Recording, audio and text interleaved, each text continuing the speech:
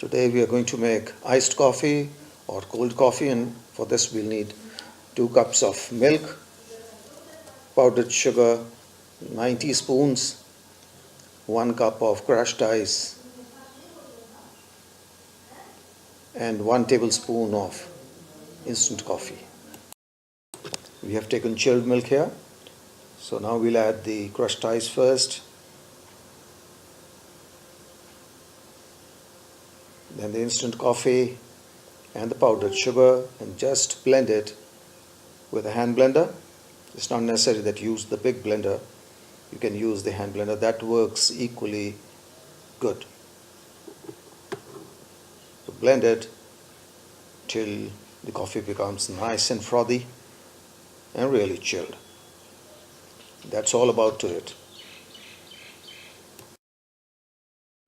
Pour the iced coffee into a cup, and you can top it with a sprinkle of chocolate powder or coffee powder and serve. So you see, it's really simple to make cold coffee, so do try it. Thanks for watching. Have a nice day.